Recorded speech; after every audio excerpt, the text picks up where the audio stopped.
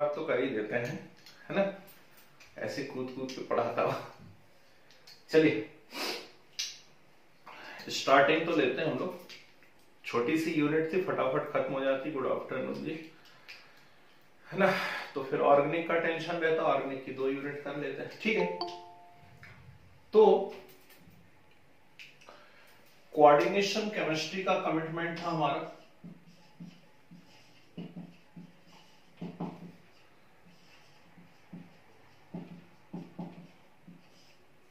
बहुत शानदार यूनिट है भाई, और बहुत मजा आने वाला है कंसेप्ट्स को सीखने में, है ना? काफी सारी अच्छी अच्छी चीजें इसके अंदर सीखने को मिलेंगी। तो क्या क्या पढ़ना है, पहले जरा एक आउटलाइन बना लेते हैं अपन इसके अंदर कि हमें इस यूनिट के अंदर पढ़ना क्या क्या है। मालूम नहीं मुझे क्या है, आपका सिलेबस क्या बोलता है, क्या डिलीटेड है, क्या है ना? गुड आफ्टरनून जी। तो क्या डिलीटेड है, क्या नहीं है, उससे कोई मतलब नहीं है हमें। तो जो एक पढ़ना है पूरे डिटेल को पहले हम एक बार डिस्कस कर लें कि हमें पढ़ना क्या क्या चीजें हैं। तो कोऑर्डिनेशन केमिस्ट्री में सबसे पहला जो अभी हम जस्ट डिस्कस करने जा रहे हैं वो है double salt and complex salt. Double salt क्या होते हैं, कॉम्प्लेक्स सॉल्ट क्या होते हैं? तो कोई एडिशन कंपाउंड नाम की चीज मैं अभी आपको पढ़ाऊंगा 2-3 मिनट बाद, और उसके अंदर हम डिस्कस करेंगे कि डबल सॉल्ट किसे कहना है और कॉम्प्लेक्स सॉल्ट किसे कहना है, और डबल सॉल्ट और कॉम्प्लेक्स सॉल्ट के बीच में कैसे कंपेयर करना है, ठीक है? इसके बाद हमें सेकंड जो यहां पर पॉइंट डिस्कस करना है वो है कॉम्प्लेक्स सॉल्ट, उसके बेसिक टर्म्स क्या क्या है, ठीक? यदि आपके स्कूल में हुआ हो या वीडियो आपने देखा हो, शायद मैंने कोई वीडियो शेयर किए थे, यदि आपने देखे हो तो आपको मालूम होगा कि कोई कोऑर्डिनेशन स्फीयर नाम की चीज है, कोई सेंट्रल मेटल वहां पर है, लिगेंड करके कोई है, कोऑर्डिनेशन नंबर है, ऑक्सीडेशन नंबर है। तो ऐसी कुछ बेसिक टर्म्स हम लोगों को सीखने यहां पर, ठीक है?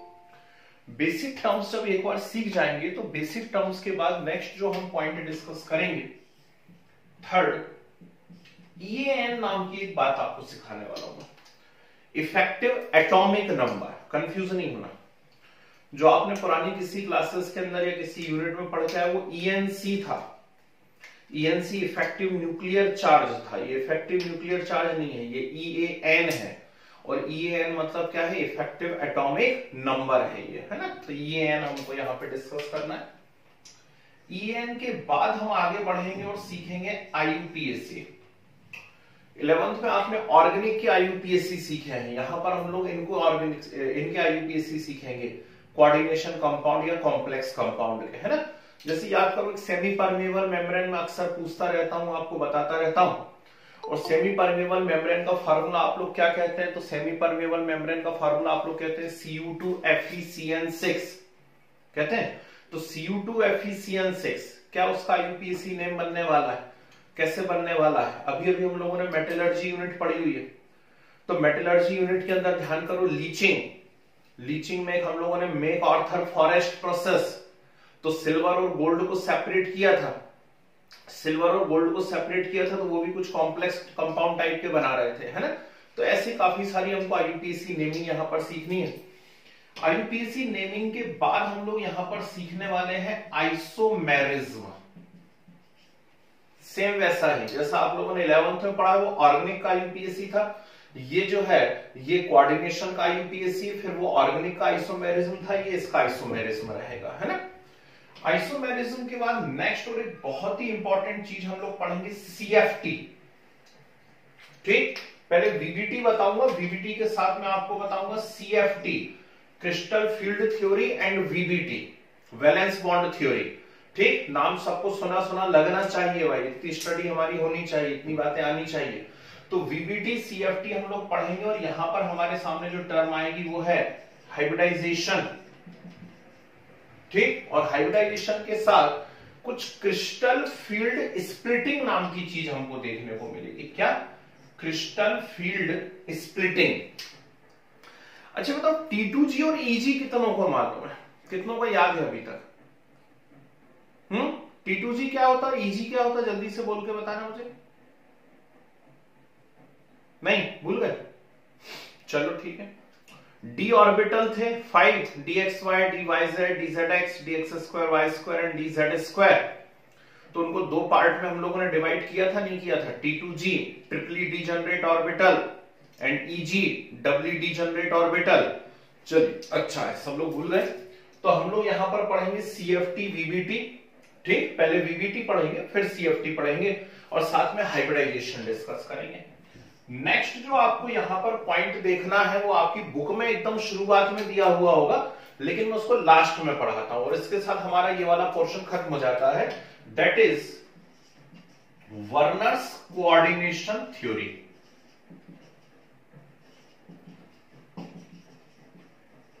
वर्नर्स कोऑर्डिनेशन थ्योरी आप बुक खोलोगे ना तो वहां पे शुरुआत में ये चीज मिल जाएगी। Sir Alfred Werner, sir Alfred Werner को कहा जाता है फादर ऑफ कोऑर्डिनेशन केमिस्ट्री। हम उनके बारे में सबसे आखिरी में बात करेंगे। यूनिट खत्म आपकी, कोऑर्डिनेशन केमिस्ट्री हो गया। इसके अलावा एक और छोटा सा यहाँ पे पोर्शन इन लोग मिक्स कर देते हैं, कोऑर्डिनेशन केमिस्ट्री का एक पार्ट कहलाता है, that is organometallic compound. Organometallic compounds, ठीक है, इसको भी पढ़ना है। ऑर्गेनोमेटेलिक कंपाउंड्स को भी पढ़ना है और फिर साथ में यूजर्स, ठीक, कोऑर्डिनेशन केमिस्ट्री के क्या क्या यूजर्स हैं या कोऑर्डिनेट कंपाउंड्स के क्या क्या यूजर्स हैं और ऑर्गेनोमेटेलिक कंपाउंड्स के क्या क्या यूजर्स हैं, मतलब यहां पर एप्लीकेशंस, एप्लीकेशंस एंड यूजर्स। यह है आपकी यूनिट भाई पूरी की पूरी कोऑर्डिनेशन केमिस्ट्री, ठीक है। तो ये एक आउटलाइन हमें मालूम होना चाहिए कि क्या क्या आप इसके अंदर पढ़ने जा रहे हैं। तो जैसे वैसे भी मैं ऐसे ही पढ़ाता हूं, आपको बोल दिया पार्ट 1 फिर पार्ट 2, ऐसा करके हम लोग धीरे धीरे आगे बढ़ते चले जाते हैं। तो पार्ट 1 से हमारा मीनिंग है हमें यहां तक पहुंचना है IUPAC तक, 4th। फिर पार्ट 2 में हम लोग आइसोमेरिज्म हाइब्रिडाइजेशन पढ़ाएंगे और फिर पार्ट 3 में ये बाकी की चीजें जाने वाली। क्लियर है बात, ठीक है। तो चलिए शुरू करते हैं। यहाँ पे पहला जो यहाँ पे पॉइंट लिखा हुआ है double salt and complex salt. तो होता क्या है, एक सिंपल सी टर्म आती है दैट इज एडिशन कंपाउंड। सुनिएगा ध्यान से, क्या बोल रहा हूं मैं सबसे पहले, addition compound. Know what is addition compound, तो ये 10th का बच्चा भी बता देगा। कोई भी एक रिएक्शन हो रही है, सारा का सारा उनके कंपोनेंट का एडिशन हो रहा है, चीजें आपस में जुड़ रही हैं, ठीक। 2 और मोर को प्रोडक्ट, ओ सॉरी सही बोला, नो मोर को प्रोडक्ट है ना, नो मोर को प्रोडक्ट या फिर ऐसा नो को product, direct addition of component, ठीक। जैसे एक सिंपल सा एग्जांपल हमने सामने लिखा, KCl plus MgCl2 plus 6H2O। तो यहां पर क्या बन गया, यहां बन गया KCl dot MgCl2 dot 6H2O, ऐसा लिखा आपने। या फिर आपके पास है ferrous sulphate plus ammonium sulphate plus 6H2O, ठीक। इन सब का एडिशन हम लोगों ने कर दिया। तो इन सब का एडिशन कर दिया तो FeSO4 dot NH4 whole twice SO4 dot 6H2O। Clear. Ferrous ammonium sulphate, Mohr salt. Practical file यदि आप लोग बना रहे होंगे तो शायद इसका नाम कहीं लिख रहे होंगे, ठीक। तो फेरस अमोनियम सल्फेट या मोहर सॉल्ट इसको बोलते हैं, है कि नहीं, ठीक। एक और बहुत फेमस सी चीज शायद मैं लिखूंगा तो आपको समझ में आएगा, K2SO4 Al2SO4 whole thrice 24H2O। तो K2SO4 Al2SO4 होल थ्राइस और 24H2O, ठीक है ना। आज प्रिपेयर करा है स्कूल में, वेरी गुड। तो ये क्या बनने वाला है, ये बनने वाला है K2SO4 Al2SO4 whole thrice and dot 24H2O। बड़ी खुशी की बात है। और एक आध रिएक्शन लिखता हूं मैं, ध्यान से देखना सामने, KCN plus FeCN whole twice, 4KCN लिए। तो KCN plus FeCN whole twice, और इसका जब मैंने ऐड करा तो ये बना K4FeCN6। क्या बन गया, K4FeCN6। ध्यान से यदि बोर्ड पे नजर डालते हैं तो एक बात तो साफ है कि किसी भी रिएक्शन के अंदर कोई भी को प्रोडक्ट नहीं बन रहा है, है ना। इन रिएक्शंस में कहीं भी कोई भी को प्रोडक्ट नहीं बन रहा है, सब यहां पर मेन प्रोडक्ट ही हमें दिख रहे हैं, बिल्कुल सही बात है। दूसरी एक बात यह है कि ऊपर के 3 यदि हम ध्यान से देखें तो कुछ अलग टाइप के नजर आ रहे हैं लिखने में, और यदि हम इसको देख रहे हैं तो ये कुछ अलग टाइप से लिखा गया है ना। इसे हम लोगों ने स्क्वायर ब्रैकेट के अंदर लिखा हुआ है, जबकि इन 3 को हमने नॉर्मली लिखा हुआ है, बिल्कुल वैसा वैसा डायरेक्ट ऐड करके। तो ये है तो सभी एडिशन कंपाउंड, लेकिन ये जो ऊपर 3 आपको कैटेगरीज नजर आ रही हैं, ये जो 3 आपको ऊपर नजर आ रहे हैं, ये 3 अलग टाइप के एडिशन कंपाउंड है, and these are known as double salts. क्या कहते हैं इनको? डबल सॉल्ट कहते हैं, ठीक। और ये जो आपने लिखा हुआ है यहां पर, it is known as complex salt. तो ऊपर वाले को क्या कहा जा रहा है? डबल सॉल्ट, और नीचे वाले को क्या कहा जा रहा है? Complex salt. है दोनों ही एडिशन कंपाउंड, है ना। तो डिफरेंस कहां पर आ रहा है? सबसे बड़ा डिफरेंस ये आ रहा है कि ये जो डबल सॉल्ट होते हैं, ध्यान से सुनना भाई, कई बार ऐसा हुआ है कि चैप्टर में आगे किसी भी चीज की जरूरत ही नहीं पड़ी है, सीधे क्वेश्चन डबल सॉल्ट और कॉम्प्लेक्स सॉल्ट में डिफरेंस ही पूछ लिया गया है। तो डबल सॉल्ट यहां पर क्या होता है? तो डबल सॉल्ट ऐसे एडिशन कंपाउंड होते हैं which are stable only in their solid state. फिटकरी ले लो, घर में होगी, कहीं रखी हुई होगी हाथ में, जब तक वो सॉलिड है तभी तक स्टेबल है। जैसे ही आपने उसको पानी के अंदर डाला, तो पानी में डालते से क्या होता है? वो अपने कंपोनेंट मॉलिक्यूल में डिसोसिएट हो जाते हैं, ठीक। जैसे ही आप पानी के अंदर डालोगे तो अपने कंपोनेंट मॉलिक्यूल में डिसोसिएट हो जाते हैं। तो डबल सॉल्ट की सबसे बड़ी कैरेक्टरिस्टिक क्या है? डबल सॉल्ट की सबसे बड़ी कैरेक्टरिस्टिक है stable only in their solid state, and when dissolve in water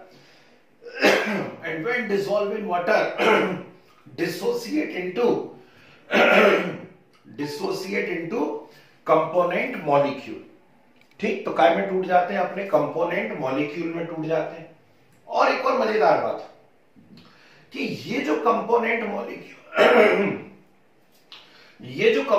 molecule बने हैं, इन कंपोनेंट मॉलिक्यूल का भी आगे आयनाइजेशन हो जाता है, होता ही है। कोई भी ले लीजिए, जैसे KCl आपको पहले उस पे दिख रहा है, तो नेचुरल बात है वो K पॉजिटिव Cl नेगेटिव में टूटेगा ही टूटेगा। यहां FeSO4 है तो Fe+2 SO4-2, K positive SO4-2, ठीक। तो आपको डेफिनेशन मालूम होना चाहिए, double salt are addition compound which are stable only in their solid state, and when dissolve in water dissociate into component molecule, and these component molecule again further ionize। इन component molecule का भी क्या हो जाता है? आगे ionization हो जाता है ना। पर इसे यदि हम ध्यान से देखें, जिसका मैंने पहले नाम लिख दिया कॉम्प्लेक्स सॉल्ट, इसकी क्या कैरेक्टरिस्टिक है? ये भी एक एडिशन कंपाउंड है, लेकिन ये अपनी सॉलिड स्टेट में भी स्टेबल है और एक्वस सॉल्यूशन में भी स्टेबल है। मतलब यदि आप इसे पानी के अंदर डालते हैं तो पानी में डालने पे अब ये कभी भी अपने कंपोनेंट मॉलिक्यूल्स नहीं बनाएगा, ठीक। कोई कंपोनेंट मॉलिक्यूल्स में ये नहीं टूटेगा। इसका सिर्फ पार्शियल आयनाइजेशन हो सकता है। पार्शियल आयनाइजेशन से मीनिंग क्या है? पार्शियल आयनाइजेशन से मीनिंग ये है कि ये K पॉजिटिव और Fe(6⁻⁴) बस ऐसे टूट सकता है। मतलब जो स्क्वायर ब्रैकेट के बाहर, लेफ्ट साइड बाहर या राइट साइड बाहर कोई चीज दिख रही है, यदि लेफ्ट साइड बाहर या राइट साइड बाहर कुछ दिख रहा है तो केवल वाला पोर्शन आयोनाइज हो जाएगा, बाकी स्क्वायर ब्रैकेट के अंदर कुछ भी नहीं बिगड़ेगा, वो सॉलिड स्टेट में बना रहेगा या फिर एक्वस सॉल्यूशन में बना रहे। अगली बात समझ में। तो डबल सॉल्ट और कॉम्प्लेक्स सॉल्ट के बीच में सबसे बड़ा डिफरेंस समझ में आया क्या होता है, ठीक है। दूसरी बात ध्यान से सुनिएगा, डबल सॉल्ट के अंदर मैं इसके सारे कंपोनेंट्स को आइडेंटिफाई कर सकता हूं या इनके टेस्ट लगा सकता हूं, है ना। अभी कोई बोल रहे थे कि मोहर सॉल्ट बनाया है शायद स्कूल के अंदर, मोहर सॉल्ट बनाया तो नहीं होगा, या हो सकता बनाया हो, वो बना बनाया भी मिल जाता है मार्केट के अंदर। कोई आप एनालिसिस कर रहे होंगे टाइट्रेशन वगैरह, है ना, शायद वहां पे आपने इसको यूज किया होगा मोहर सॉल्ट को टाइट्रेशन प्रोसेस के अंदर। तो इसके अंदर आप क्या कर सकते हैं, किसी भी कंपाउंड में या डबल सॉल्ट के अंदर आप इसके कंपोनेंट का टेस्ट लगा सकते हैं, जिसको हम क्वालिटेटिव एनालिसिस कहते हैं। इनके साथ ऐसा नहीं होता, इनको आसानी से आइडेंटिफाई नहीं किया जा सकता, ध्यान रखना। क्लियर। नेक्स्ट एक और बहुत इंटरेस्टिंग बात, इसमें देखो K पॉजिटिव Cl नेगेटिव कौन से बॉन्ड है, आयोनिक बॉन्ड है, यहां आयोनिक बॉन्ड है, यहां आयोनिक बॉन्ड है, लेकिन यहां मेटल और मेटल के साथ जो जुड़ी हुई चीज दिख रही है अंदर स्क्वायर ब्रैकेट में, उसमें कोऑर्डिनेट बॉन्ड होते हैं। कौन से बॉन्ड होते हैं, कोऑर्डिनेट बॉन्ड। इसीलिए इसे क्या कहा जाता है, कोऑर्डिनेशन केमिस्ट्री कहा जाता है। इनकी स्टडी को हमने क्या नाम दिया है, कोऑर्डिनेशन केमिस्ट्री नाम दिया है। समझ रहे बात को।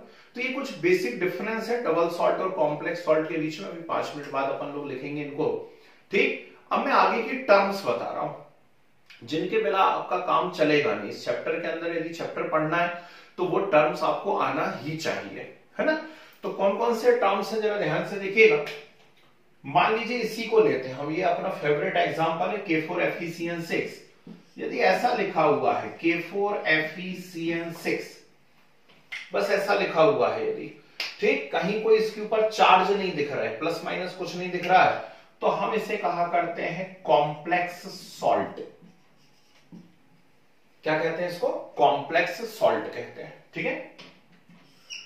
इस कॉम्प्लेक्स सॉल्ट को जब आपने पानी के अंदर डाला तो मैंने क्या कहा कि जो स्क्वायर ब्रैकेट है उस स्क्वायर ब्रैकेट के लेफ्ट साइड बाहर या राइट साइड बाहर यदि कोई चीज है तो बस वो आयोनाइज होगी, बाकी स्क्वायर ब्रैकेट का कुछ नहीं बिगड़ेगा।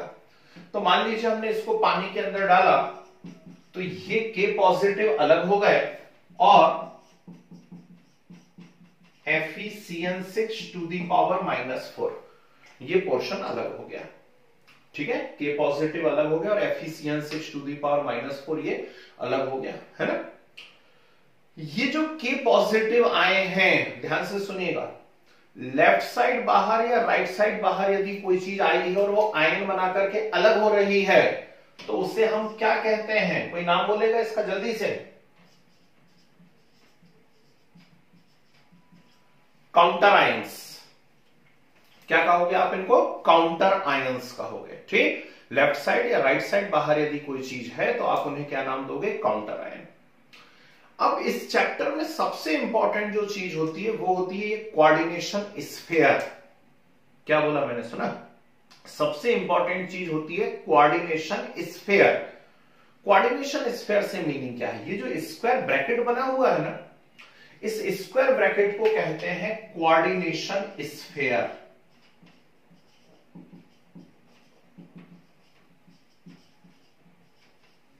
इस स्क्वायर ब्रैकेट को हम क्या नाम देंगे, कोऑर्डिनेशन स्फीयर कहेंगे।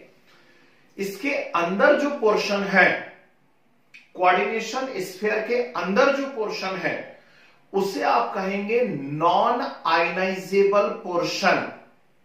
नॉन आयनाइजेबल पोर्शन या नॉन आयनाइजेबल स्फीयर। और इसके बाहर जो पार्ट है वो आयनाइजेबल पोर्शन है, ठीक। इसके बाहर जैसे ये K था वो आयनाइजेबल पोर्शन है या आयनाइजेबल स्फीयर है। सब एक एक नंबर के क्वेश्चन है भाई, ध्यान रखना है, सभी एक एक नंबर के क्वेश्चन हैं आपके। 1 मिनट भी खराब नहीं कर सकते क्योंकि स्थिति नहीं है ऐसी कि 1 मिनट भी खराब करके खड़े हुए जा सके, है ना। तो स्क्वायर ब्रैकेट के अंदर क्या है, नॉन आयनाइजेबल पोर्शन, और स्क्वायर ब्रैकेट के बाहर क्या है, आयनाइजेबल पोर्शन है। Is it clear. आगे बढ़ते हैं। इस स्क्वायर ब्रैकेट के अंदर जो आपको मेटल नजर आ रही है, इस स्क्वायर ब्रैकेट के अंदर जो आपको मेटल नजर आ रही है उसे हम कहते हैं central metal.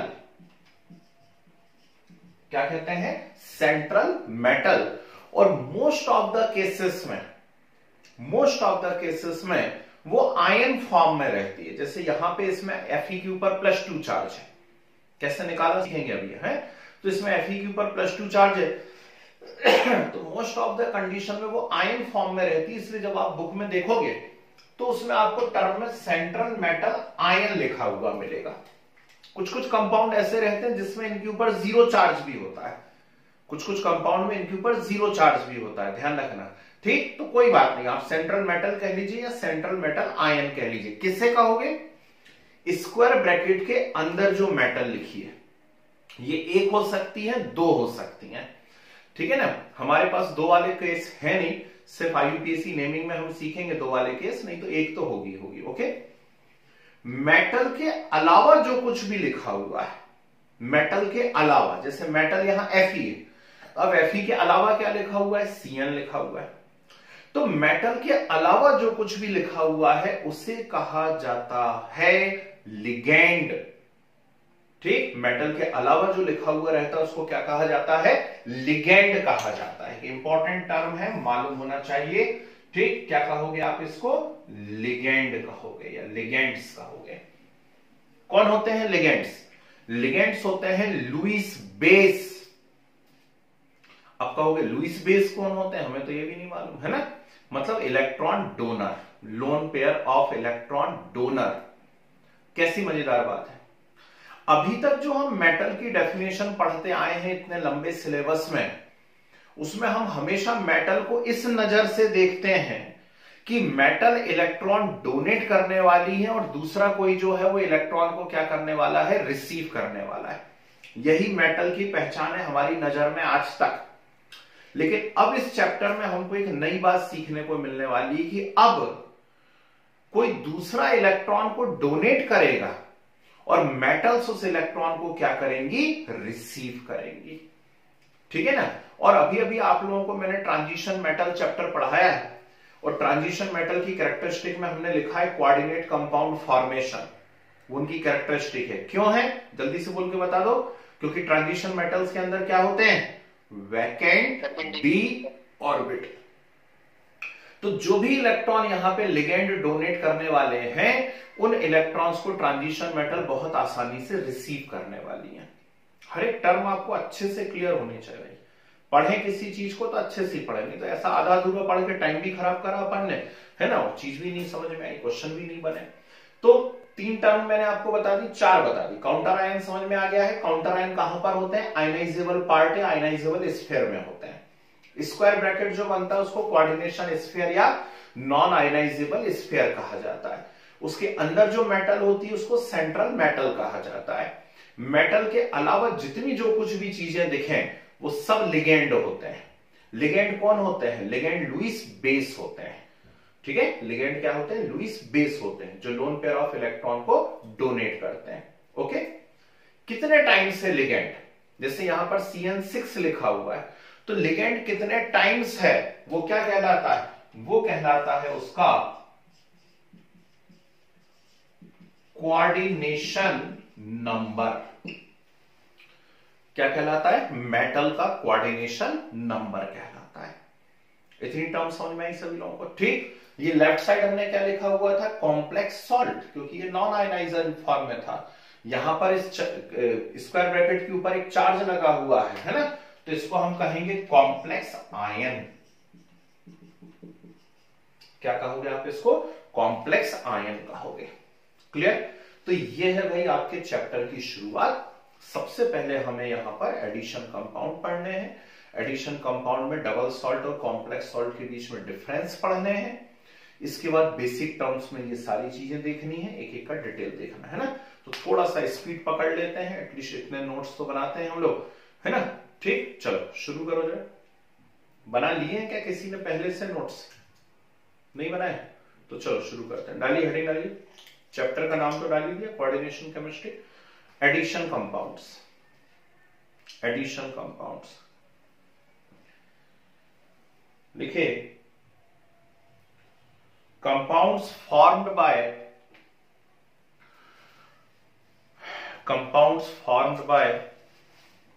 addition of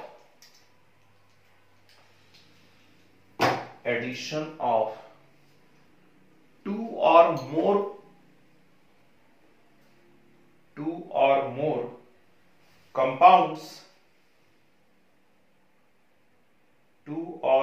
compounds in some simple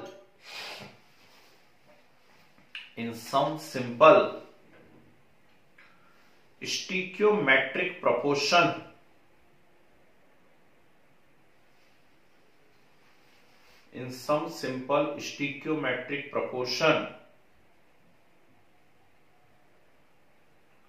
are called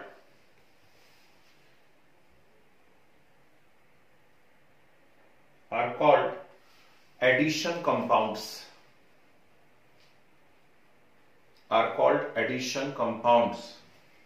ये चारों एग्जांपल लिखिए ऊपर से,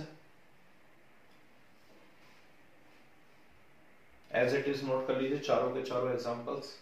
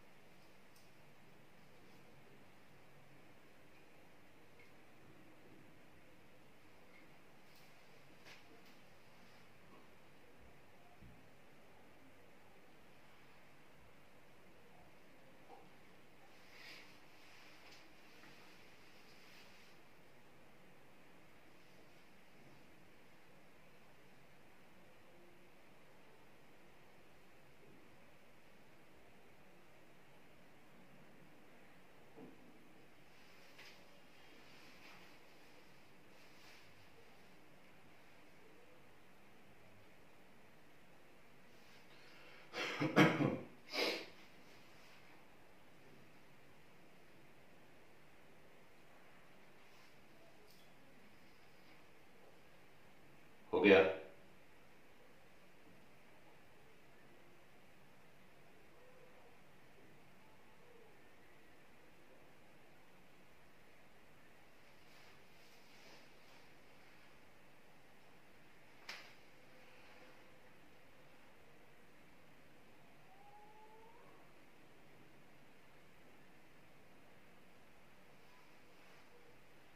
सभी का हो गया।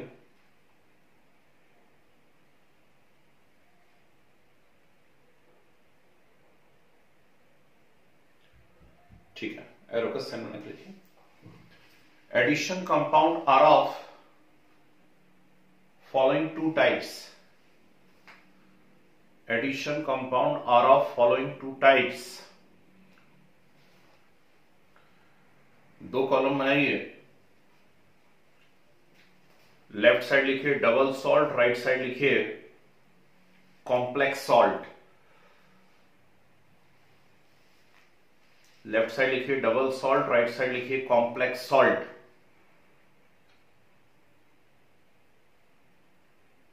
लिखिए डबल सॉल्ट में फर्स्ट पॉइंट लिखिए addition compounds,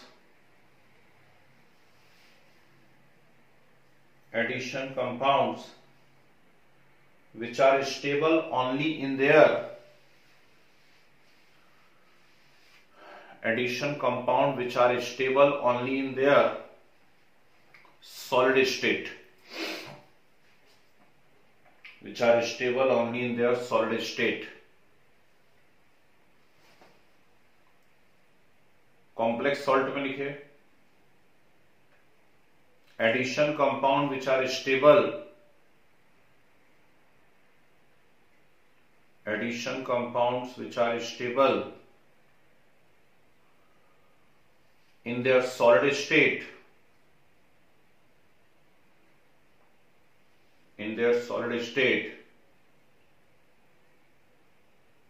as well as aqueous solution,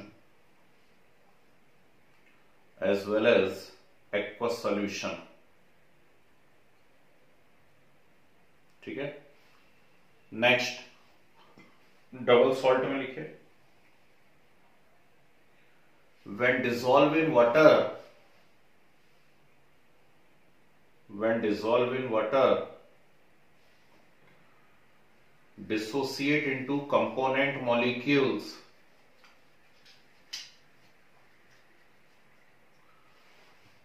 when dissolved in water dissociate into component molecules which further ionize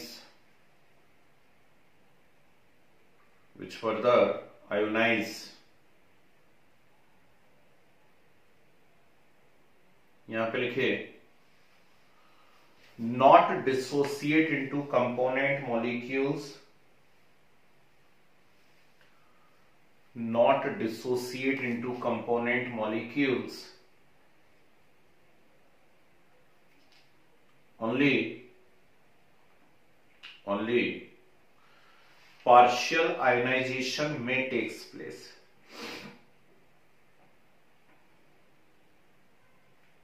Only partial ionization may takes place.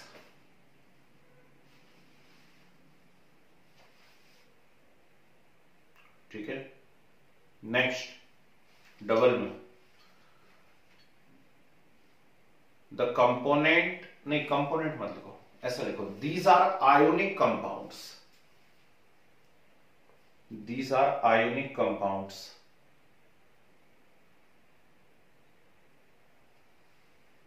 यहां लिखे कोऑर्डिनेट कंपाउंड्स, कोऑर्डिनेट कंपाउंड्स. ठीक है. Next double salt में लिखिए the properties of double salt, the properties of double salts are similar to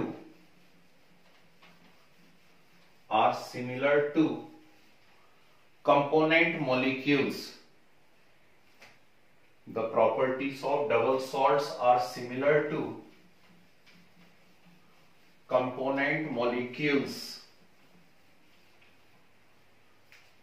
यहां लिखिए their properties are completely different from components. Their properties are completely different from components.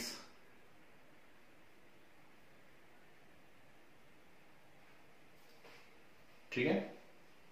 Next बहुत ही प्यारा point है, ध्यान से लिखना. इन डबल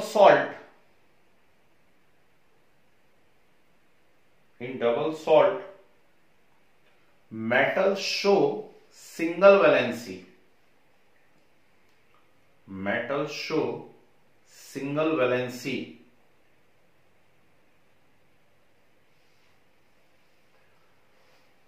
यहां पर लिखे metal show two types of valency. इसे हम आगे पढ़ेंगे वर्नर थ्योरी में, primary valency and secondary valency. Metal show two types of valency. Next component ions can be tested easily. पहचान, परीक्षण. Component ions can be tested easily double salt में. यहां cannot,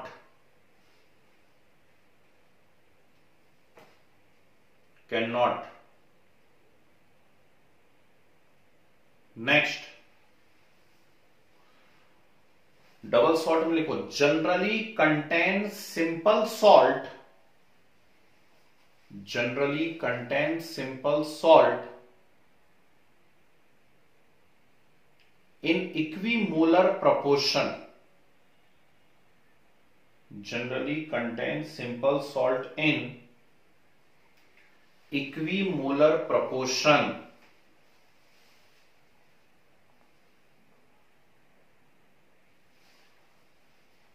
यहां लिखिए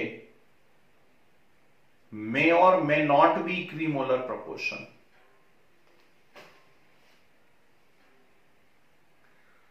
मे और may not be equimolar proportion. एक अच्छा question है भाई, ध्यान रखना है. सब्जेक्टिव यदि हो रहा है, कई बार ऐसा हुआ है कि डबल सॉल्ट और कॉम्प्लेक्स सॉल्ट में डिफरेंस ही पूछ लिया गया. ऑब्जेक्टिव हो रहा है तो और अच्छी बात है ना. एमसीक्यू आ रहे हैं तो और बढ़िया पॉइंट पूछ सकते हैं आपको, है ना. ठीक, तो समझ गए क्या है डिफरेंस दोनों के बीच में. फटाफट साइड में डालिए। Basic terminology, basic terminology. हाँ जी, ये जो कुछ लिखा है बोर्ड पे एज इट इज बिल्कुल बनाइए कॉपी के अंदर, सेम टू सेम, क्विक।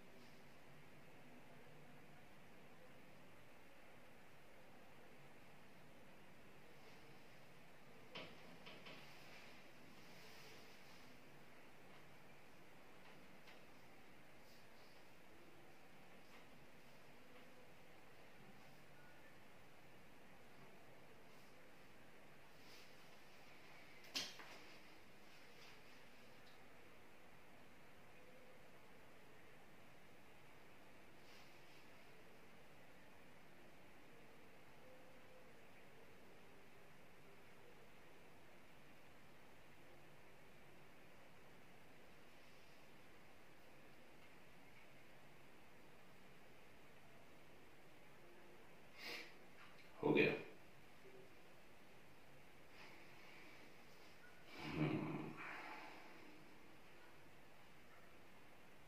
बन गया।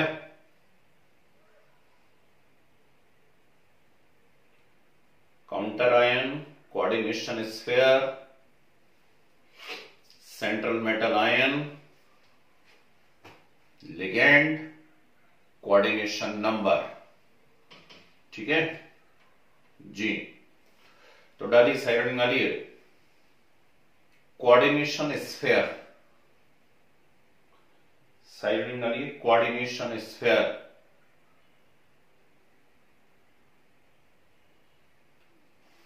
लिखो कॉम्प्लेक्स सॉल्ट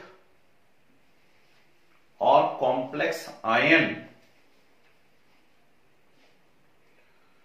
कॉम्प्लेक्स सॉल्ट और complex ion are always represented in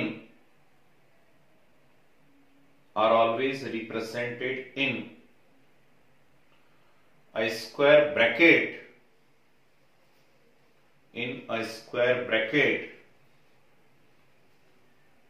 known as coordination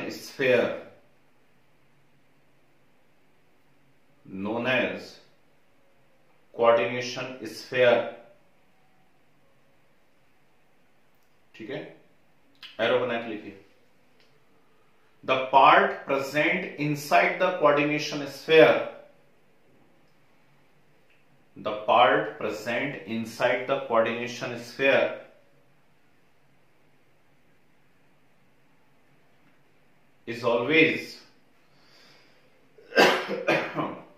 is always non-ionizable in nature,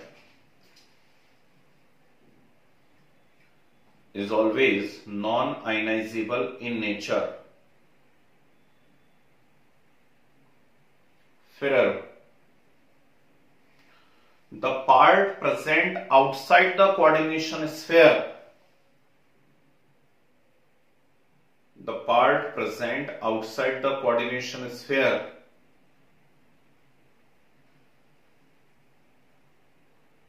the part present outside the coordination sphere is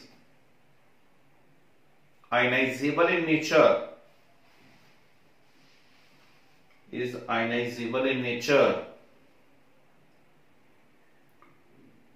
and known as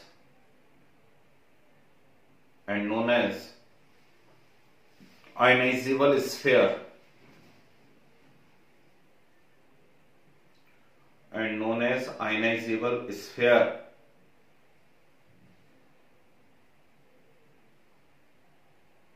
ठीक है। फिर arrow बना के लिखिए। The ions present in ionisable sphere, the ions present in ionizable sphere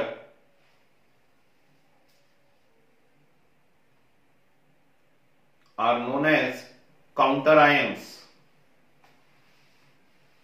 are known as counter ions. ठीक है, बढ़िया। सही रीडिंग आइए। सेंट्रल मेटल आयन, सही reading central metal ion.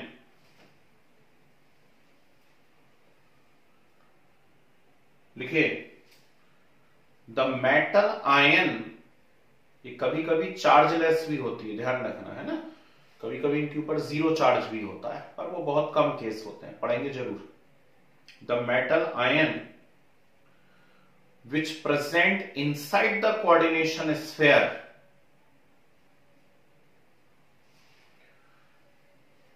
the metal ion which present inside the coordination sphere and receive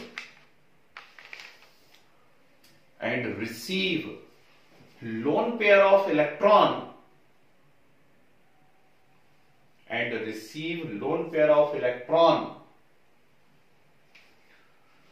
from ligand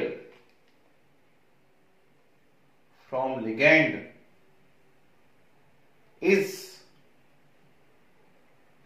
central metal ion।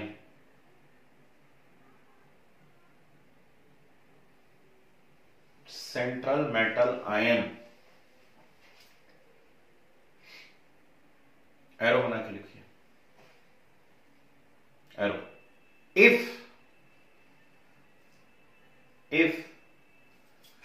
single central metal is present, if single central metal is present, complex known as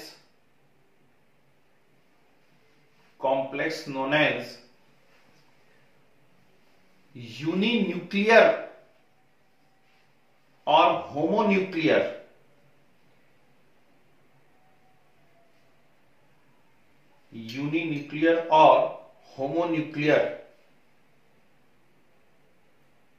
ठीक है, arrow.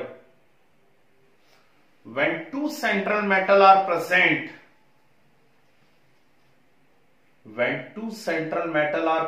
ऐसे भी कुछ case आएंगे जिसमें दो central metal रहेंगी, it is बाइन्यूक्लियर और पॉलीन्यूक्लियर।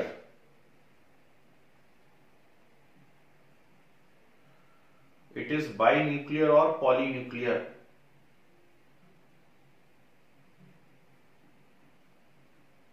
ओके, बढ़िया। चलिए डालिए, साइड हेडिंग डालिए, लिगेंड्स। साइड हेडिंग डालिए, ligands.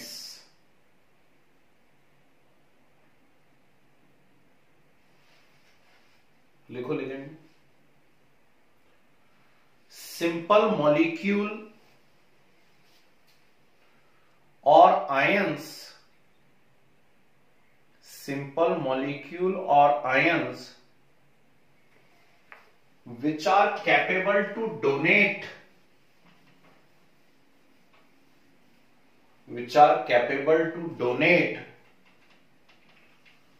lone pair of electron,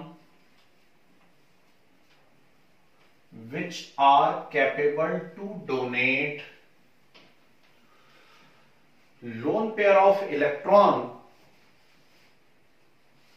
to central metal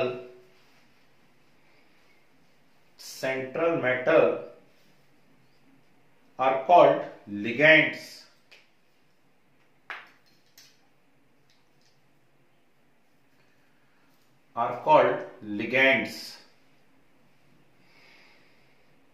arrow बना के लिखिए, all ligands are Lewis base।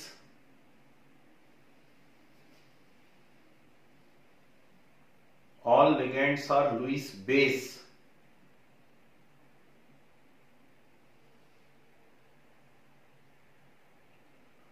फिर एरो बना के लिखिए, the particular atom the particular atom which donate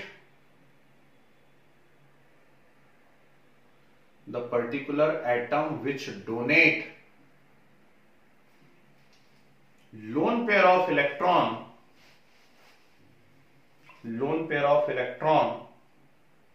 is known as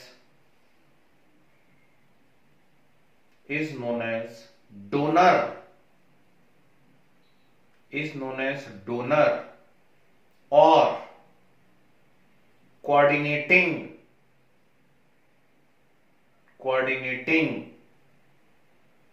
or ligating, donor or coordinating or ligating atom.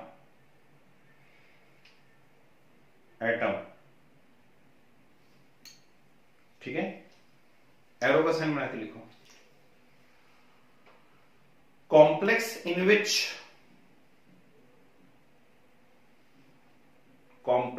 which only one type of ligand are present, only one type of ligands are present,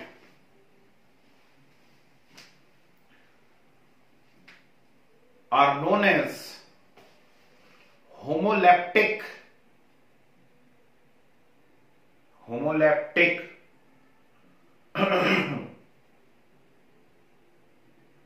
and those in which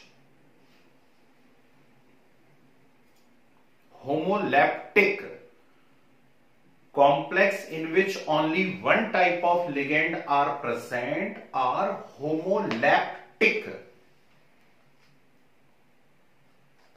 and those in which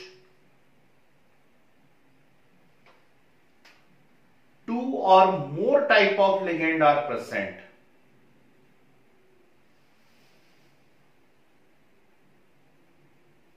two or more type of ligands are present are heteroleptic.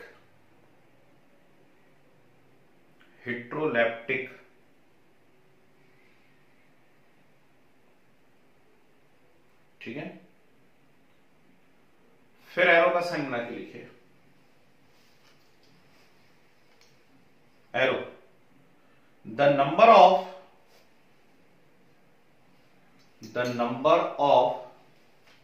coordinating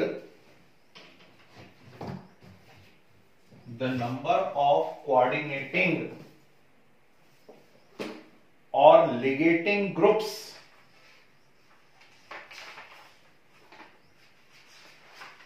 the number of coordinating or ligating groups present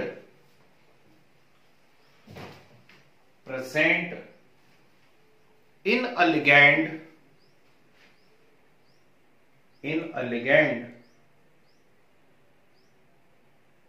is known as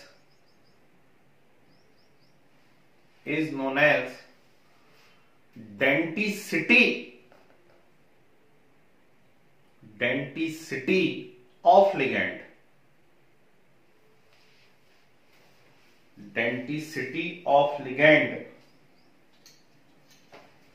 ठीक है, वापस arrow का sign बना के लिखिए।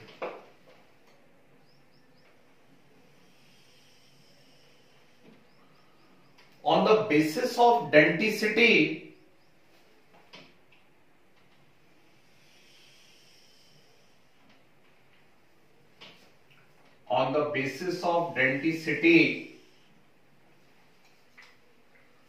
ligands are of following type.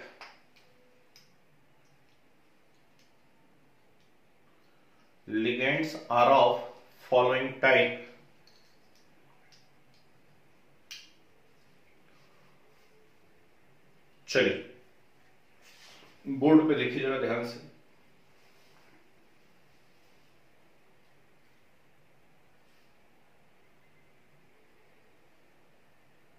हाँ जी, denticity से meaning क्या है ना? डेंटिसिटी से मीनिंग है कि कितने डोनर एटम उसके अंदर हैं। अब बहुत इंपॉर्टेंट टर्म्स चालू हो गई तो जरा बने रहना और ध्यान से, है ना। तो डेंटिसिटी से मीनिंग क्या है कि कितने डोनर एटम उसके अंदर हैं लिगेंड के अंदर। तो हम एक पहले चार्ट बनाते हैं और इस चार्ट पे बहुत अच्छे से आपकी कमांडिंग होनी ही चाहिए। टाइप, चार्ज एंड एग्जांपल्स, ठीक है। तो टाइप में जैसे मान लीजिए हमने फर्स्ट टाइप यहां पर लिखा यूनिडेंटेट, आपकी बुक में हो सकता है वहां पर मोनोडेंटेट लिखा हुआ, उससे क्या फर्क पड़ता है ना। यूनिडेंटेट और मोनोडेंटेट नाम से समझ में आ गया आपको। सिंगल डोनर एटम, क्या बोलोगे, सिंगल डोनर एटम, है ना। इसमें जैसे जीरो चार्ज, तो जीरो चार्ज वाले सिंगल डोनर एटम वाले लिगेंड कौन कौन से हो सकते हैं। तो इनमें सबसे फेमस जो हैं वो हैं ये तीन, NH3, H2O, CO, और भी लिखेंगे अपन आगे, लेकिन हम एक आइडिया ले रहे हैं। तो यूनिडेंटेट में जीरो चार्ज वाले तीन हमारे सामने आ रहे हैं, NH3, H2O, CO etcetera, CS वगैरह भी आते रहेंगे, है ना। इन सब में एक ही डोनर एटम है जिसके ऊपर लोन पेयर ऑफ इलेक्ट्रॉन है, लेकिन इन पे चार्ज कैसा है, जीरो है। क्लियर है बात, ठीक। -1 चार्ज, -1 चार्ज वाले कौन कौन से हो सकते हैं, बहुत सारे हो सकते हैं। Cl नेगेटिव हो सकता है, OH नेगेटिव हो सकता है, Cn नेगेटिव हो सकता है, Nc नेगेटिव हो सकता है, ठीक है ना। तो इन सब के अंदर क्या है, सिंगल डोनर एटम है और चार्ज कितना है, -1। आई या नहीं, यही बात समझ में, ठीक। -2 चार्ज, सिंगल डोनर एटम रहे, चार्ज -2 हो जाए, ठीक। क्या एग्जांपल हो सकता है, बहुत ही फेमस एग्जांपल है, O-2 हो सकता है, S-2 हो सकता है, इवन CO3-2 और SO4-2 को भी इन्हीं कैटेगरी के अंदर अक्सर शामिल कर लिया जाता है। हालांकि वो फ्लेक्सीडेंटेट होते हैं। क्या मतलब है फ्लेक्सीडेंटेट, ये टर्म्स में पढ़ाऊंगा, इतनी सारी टर्म्स आने वाली हैं, आपको नजर रखना बहुत जरूरी है भाई। नजर हटी दुर्घटना घटी, है ना, जैसे मेरे साथ हो गया। तो यूनिडेंटेट समझ में आ रहा है। यूनिडेंटेट में असली बात क्या है, यूनिडेंटेट में असली बात है कि सिंगल डोनर एटम है। वो जीरो चार्ज वाला भी हो सकता है, वो -1 वाला भी हो सकता है, -2 भी, इवन -3 भी हो सकता है ना, N-3, P-3, ठीक। तो N-3, P-3 भी तो हो सकते हैं, नहीं हो सकते हैं, ठीक। नाइट्राइड, फॉस्फाइड, ऐसा भी कर सकते हैं, ठीक है। चलिए आगे बढ़ते हैं। Second is bidentate. बाइडेंटेट नाम से समझ में आ रहा है आपको, यहां पर कितने डोनर एटम है, 2 डोनर एटम है, ठीक। बाइडेंटेट के अंदर 2 डोनर एटम्स हैं। बहुत ध्यान से सुनिएगा मैं क्या बता रहा हूं। इसमें जीरो चार्ज, जीरो चार्ज का एक बहुत ही फेमस एग्जांपल होता है जिसे शॉर्ट फॉर्म में कहा जाता है EN। क्या कहा जाता है शॉर्ट फॉर्म में, EN। EN का फुल फॉर्म क्या है, किसी ने पढ़ा हुआ हो तो जल्दी से बता दीजिए। EN का फुल फॉर्म क्या है, EN का फुल फॉर्म है इथाइलिन डाई अमाइन। क्या है, इथाइलिन डाई अमाइन। इथाइलिन को तो हम वैसे क्या लिखते हैं, CH2 डबल बॉन्ड CH2 लिखते हैं, लेकिन साथ में क्या बोल रहा है, डाई अमाइन बोल रहा है। तो डाई अमाइन बोल रहा है तो यहां पे 2 अमाइन ग्रुप लगाने हैं, और 2 अमाइन ग्रुप लगाने हैं तो मैं क्या करूंगा, डबल बॉन्ड को हटाऊंगा और यहां पर 2 अमाइन ग्रुप लगा दूंगा, NH2 NH2। इसमें डोनर एटम कौन है, ऊपर वाला नाइट्रोजन और नीचे वाला नाइट्रोजन, ये दोनों डोनर एटम है। समझ गए बात को। तो ये पहला एग्जांपल हुआ बाइडेंटेट। ये सब क्वेश्चंस हैं आपके और इंपॉर्टेंट क्वेश्चन है, याद रखने पड़ेंगे, ठीक है। -1 चार्ज, बाइडेंटेट ही है लेकिन चार्ज कितना है, -1 है। इसमें मुझे लगता है एक बहुत ही प्यारा और फेमस एग्जांपल आता है ACAC। क्या है एग्जांपल, ACAC। फुल फॉर्म क्या है मैं लिखवाऊंगा, अभी आप शॉर्ट फॉर्म ही लिखेंगे, एसिटल एसीटोनेटो। ACAC का फुल फॉर्म हम लोग लिखेंगे एसिटल एसीटोनेटो। क्या स्ट्रक्चर होता है इसका,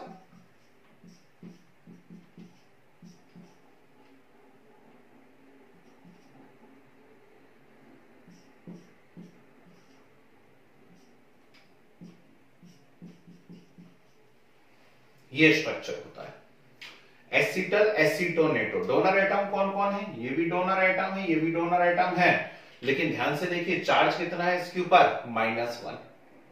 ठीक है, ये भी डोनर एटम, ये भी डोनर एटम, चार्ज कितना है? -1 है, ACAC। और बताऊं, एक और होता है GLY ग्लाइसिनेटो। चलो ग्लाइसिन का फार्मूला तो बता दो यार, सबको मालूम है, जल्दी बोलो ग्लाइसिन का फार्मूला। पढ़ते ही नहीं हो ना बिल्कुल। NH2CH2COOH, NH2CH2COOH ग्लाइसिन होता है। ठीक, सिंपलेस्ट अमाइनो एसिड था, एक अकेला अमाइनो एसिड जिसमें कोई भी किरैल कार्बन नहीं है। भूल गए? एक अकेला अमाइनो एसिड जिसमें कोई भी किरैल कार्बन नहीं है, उसको हम लोग क्या कहा करते थे? ग्लाइसिन कहा करते थे। GLY glycinato. ठीक, तो इसका आयन क्या बनेगा? इसका आयन ये बनेगा NH2CH2CO नेगेटिव। डोनर एटम कौन है? ये भी डोनर एटम है, ये भी डोनर एटम है, चार्ज कितना है? -1। क्लियर? और जो लोग नहीं बता पा रहे हैं जी, जो लोग नहीं बता पा रहे वो अगले जन्म में क्या बनेंगे? ये बनेंगे। ठीक है ना? और उनके ऊपर -2 चार्ज रहेगा, ऐसा एक इस तरफ एक इस तरफ। ठीक, तो बाइडेंटेट ही है, -2 चार्ज है ना? तो क्या बनेंगे वो सब? ये बनेंगे, क्योंकि पढ़ाई नहीं करते ना। ठीक, तो क्या है फुल फॉर्म इसका? फुल फॉर्म है ऑक्सलेटो। क्या फुल फॉर्म है? ऑक्सलेटो, ऑक्सैलिक एसिड का आयन। ये सब याद करना पड़ेगा इस चैप्टर में, कोई कॉम्प्लिकेटेड नहीं है। ठीक, धीरे धीरे प्रैक्टिस करते हैं, आ जाती है चीजें हैं। तो हम पढ़ क्या रहे हैं? हम पढ़ रहे हैं लिगेंड। लिगेंड के टाइप देख रहे हैं। लिगेंड के टाइप में हमें पहले यूनिडेंटेट देखा, तो यूनिडेंटेट 0 चार्ज वाला -1 -2, बाइडेंटेट 0 चार्ज वाला -1 -2। क्लियर है बात? और बताता हूं। ठीक, अब देखिए आगे, नेक्स्ट यहां लिखता हूं ट्राइडेंटेट, बहुत फेमस है। ट्राइडेंटेट में 0 चार्ज है और इसका एग्जाम्पल है डाइईन। क्या है एग्जाम्पल? क्या लिखा हुआ है? डाइईन। फुल फॉर्म में अभी लिखवा दूंगा। डाइईन का फुल फॉर्म है डाई इथाइलिन ट्राई अमाइन। अकल लगाओ, क्या बोला मैंने? डाई इथाइलिन ट्राई अमाइन है। तो डाई इथाइलिन मतलब इथाइलिन 2 बार आपको लिखना है, तो CH2 डबल बॉन्ड CH2 होता है, हमें मालूम है वो बॉन्ड हट जाएगा, तो हम पहले ऐसा लिख लेते हैं di ethylene. Tri amine, tri amine, तो अमाइन कितनी बार? 3 बार। कैसे? ऐसे, ऐसे और ऐसे। लगाई अकल लगाई? Diethylene try amine, donor atom ये भी है, ये भी है, ये भी है। कितने डोनर एटम है इसके अंदर? 3 डोनर एटम है, लेकिन चार्ज कितना है यहां पे? 0। तो ये किस लेवल का हुआ? ये हुआ ट्राइडेंटेट। क्लियर है बात? ठीक है ना? Next tetradentate. टेट्राडेंटेट में भी 0 चार्ज वाला एक बहुत ही फेमस और इंपॉर्टेंट एग्जांपल है, दैट इज ट्राइईन। ऊपर क्या है? डाइईन। डाइईन का फुल फॉर्म क्या है? डाइईन का फुल फॉर्म है di ethylene tri amine. Di ethylene tri amine है ना? और ट्राइईन का फुल फॉर्म क्या है? ट्राइईन का फुल फॉर्म है ट्राई इथाइलिन टेट्राएमाइन। कैसी अजीब बात है। ट्राइईन का फुल फॉर्म क्या है? Tri ethylene tetramine. Tri ethylene मतलब अब इथाइलिन कितनी बार लिखना है आपको? 3 बार। तो इथाइलिन इथाइलिन 3 बार लिखते हैं, 1 2 3। 3 बार इथाइलिन लिख दिया। टेट्रा अमाइन यानी 4 एमाइन आएंगे, तो अकल लगाइए। एक एमाइन कहां आएगा? यहां लगाइए, तो नेचुरल बात है 3rd और 4th। ठीक है, 12th क्लास में है आप सब, अकल वाले हैं, सबको मालूम है वैलेंसी कैसे करना है ना? ठीक, तो कहीं वैलेंसी गड़बड़ नहीं होनी चाहिए। तो ये है ट्राई इथाइलिन टेट्रा अमाइन। ये सब अलग से पूछे जाने वाले क्वेश्चन है 1 मार्क्स के, है ना, ठीक है ना। पेंटाडेंटेट और हेक्साडेंटेट का एक ही एग्जांपल होता है, ठीक, -4 चार्ज वाला, एंड दैट इज EDTA। कौन है? EDTA, बहुत फेमस है। चलो जल्दी बताओ कहां पढ़ा था, भूल गए? Sir halo alkane hello Erin में। हेलो एल्केन हेलो एरीन में EDTA आया था, क्या कर रहा था वहां पे, मैं भी भूल गया। पॉलीमर में पढ़ा था, और कहां पढ़ा था? सॉफ्टनिंग ऑफ हार्ड वाटर में पढ़ा था क्या कहीं, है? वहां भी यूज होता है, सॉफ्टनिंग ऑफ हार्ड वाटर में पढ़ा था। इथाइलिन डाइअमाइन टेट्रा एसीटेटो, क्या बोला मैंने, ध्यान से सुनना।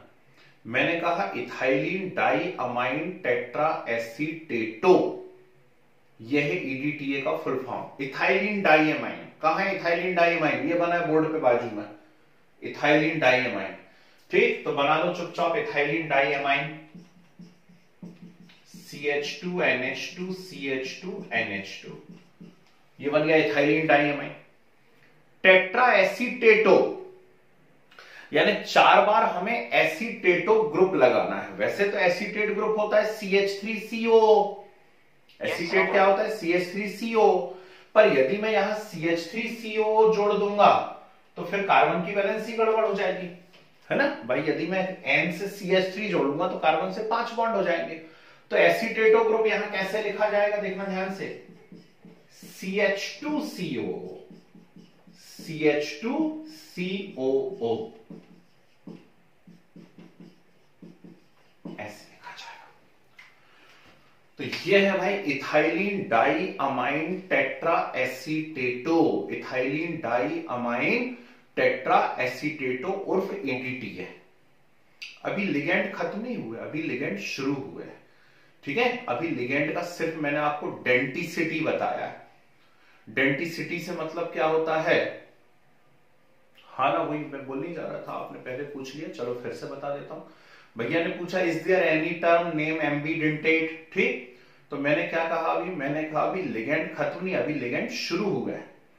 अभी हमने सिर्फ लिगेंड की डेंटिसिटी पढ़ी है। डेंटिसिटी से मतलब क्या होता है, कितने डोनर एटम है। अब इसके अलावा बहुत सारी छोटी छोटी टर्म आएंगी, जैसे पहले एक टर्म आएगी फ्लेक्सीडेंटेट। तो फ्लेक्सीडेंटेट से मतलब क्या होता है, ये लिगेंड अपनी डेंटिसिटी को चेंज कर लेते हैं। जैसे ये हेक्साडेंटेट है, ये पेंटाडेंटेट जैसा भी काम कर सकता है, टेट्राडेंटेट जैसा भी काम कर सकता है। तो जब अपनी डेंटिसिटी को कोई चीज चेंज कर लेते हैं तो वो फ्लेक्सीडेंटेट कहलाते हैं। जैसे मैं लिखने के अलावा बाकी सब काम अपने दोनों हाथों से कर सकता हूं तो फ्लेक्सिबल हूं, जरूरी नहीं मुझे सीधे हाथ की जरूरत हो या उल्टे हाथ की जरूरत हो। ऐसे ही ये अपनी डेंटिसिटी को चेंज कर सकता है, फ्लेक्सीडेंटेट। फिर अब भी भैया ने पूछा एम्बीडेंटेट, तो याद करिए जब halo alkane hello arene unit हम पढ़ रहे थे तो उसमें हेलो एल्केन की प्रॉपर्टी में मैंने 4 रिएक्शन बताई थी, मोस्ट इंपॉर्टेंट लगवाया था उनके ऊपर, क्या? साइनो, आइसोसाइनो, वेरी गुड, नाइट्रेटो, शाबाश। C2H5Cl plus KCN, C2H5Cl plus AgCN, C2H5Cl plus KNO2, C2H5Cl plus AgNO2। पढ़ी थी ऐसी 4 रिएक्शन, ठीक है ना। तो इसमें क्या आया था आंसर, C2H5Cn, नीचे वाले में आ गया था NC। फिर इसमें आया था C2H5ONO, नीचे वाले में आ गया था C2H5NO2। और उसका रीजन हमने ये देखा था कि CN C तरफ से भी हमला कर सकता है और N तरफ से भी हमला कर सकता है। यह है भैया आपका एम्बीडेंटेट का आंसर, यह है आपके एम्बीडेंटेट का आंसर कि वो C तरफ से भी हमला कर सकता है, N तरफ से भी। मतलब 2 डोनर एटम होते हैं लेकिन एक टाइम पर केवल एक ही पार्टिसिपेट करता है, ठीक, एक टाइम पर केवल एक ही पार्टिसिपेट करेगा, ठीक जी, है ना, उसको हम एम्बीडेंटेट कहेंगे, वहां मैंने बताया था, ठीक। इसके अलावा एक और आता है कीलेटिंग, कीलेटिंग लिगेंड बहुत ही इंपॉर्टेंट होता है, ठीक। कीलेशन इसकी प्रॉपर्टी कहलाती है। चलो बताओ कीलेशन हमने कहां पढ़ा हुआ है, किसे याद आ रहा है? Crab's claw, very good, very good, शाबाश, ठीक। जिन्होंने को भूल गए हैं जो बच्चे, वो 11th की कॉपी उठाइए, chemical bonding unit. Chemical bonding unit में हाइड्रोकार्बन चैप्टर उठाइए। हाइड्रोकार्बन में intramolecular hydrogen bonding. Intramolecular hydrogen bonding में आया था केकड़े का पंजा, क्रैप्स क्लॉ, और उस क्रैप्स क्लॉ को हम क्या बोलते थे, कीला, है ना। तो कुछ कीलेटिंग लिगेंड होते हैं। कीलेटिंग लिगेंड क्या करते हैं, मेटल को ऐसे करके पकड़ लेते हैं। और नेचुरल बात है, यदि कोई मेटल को ऐसे करके पकड़ लेगा तो बॉन्ड कैसा बनेगा, स्ट्रांग बनेगा, है ना। तो ये सब जितने भी पॉलीडेंटेट हैं, पॉलीडेंटेट मतलब जिनकी भी डेंटिसिटी एक से ज्यादा है ना, जिनकी भी डेंटिसिटी एक से ज्यादा है, वो सब क्या कहलाते हैं, पॉलीडेंटेट, और वो सब कीलेटिंग होते हैं। सोच के देखो, यदि यहां कहीं मेटल आ जाएगा तो ये भी अपना लोन पेयर देगा, ये भी अपना लोन पेयर देगा, दोनों तरफ से लोन पेयर मिलेंगे, तो मेटल को ऐसे करके पकड़ लेंगे कि नहीं पकड़ लेंगे। आइए नहीं बात समझ में, तो ये कैसे लिगेंड कहलाएंगे, कीलेटिंग लिगेंड। क्लियर है बात। तो ऐसी बहुत सारी छोटी छोटी सी टर्म्स अभी पढ़ना बाकी है। ठीक, इस चार्ट को जरा जल्दी से बना लीजिए। और यहां हम एक छोटा सा काम करने वाले भाई, क्योंकि 2-3 क्लास का लॉस हो गया है ना। तो मैं कुछ 1-2 वीडियो आपके साथ शेयर करूंगा, समय निकाल करके उनमें से देख के नोट्स बना ले, क्योंकि वो एज इट इज है, जैसा अभी मैं पढ़ा रहा हूं, आपको भी मालूम है, वीडियो सारे अपने ऐसे ही हैं, क्लासरूम रिकॉर्डिंग है, तो उनको देख करके आप नोट्स बना लेंगे। और नेक्स्ट क्लास में अब हम साथ साथ बनाएंगे नहीं, ये इनिशिएट मुझे करना था इसलिए मैंने इसको कर दिया। नेक्स्ट क्लास में सिर्फ मैं चीजों को एक्सप्लेन करूंगा, ठीक है। नोट्स बना के आप रखना वीडियो की हेल्प से, पूरे कंसेप्ट उस नोट्स में मुझे मालूम मैंने किसके बाद क्या पढ़ाया हुआ है, तो एक एक बार हम एक्सप्लेन करते जाएंगे। ऑक्सीडेशन नंबर निकालना सीखेंगे, EAN सीखेंगे, IUPAC नेमिंग सीखेंगे, है ना। तो नोट्स आप बना के बैठेंगे, मैं रात को 9 के बाद आज शेयर कर दूंगा आपके ग्रुप पे या ऐप के ऊपर वीडियोस को, ठीक है, उनसे बना के बैठना नोट्स, है ना। चलिए, तो इस चार्ट को बना लीजिए। आगे 2-3 मिनट बचेंगे तो हम कुछ आगे कर नहीं पाएंगे, तो इसलिए अब हम बाकी नेक्स्ट क्लास में डिस्कस करेंगे इसके आगे की कहानी, है ना। ठीक है, इसे बना लीजिए।